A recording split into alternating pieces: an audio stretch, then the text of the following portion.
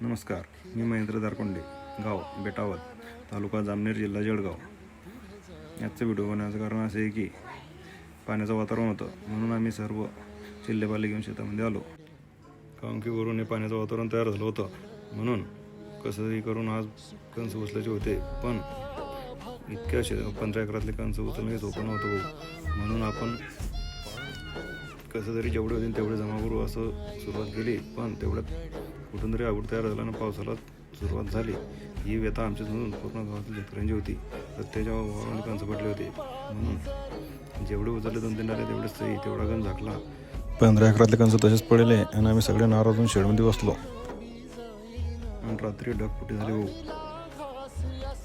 सगळ्या गावाची अवस्था अशी झाली ना, सगळ्या मेहनतीवर पाणी भेटलं राव. सोपं नाही भाऊ शेतकरी होणं.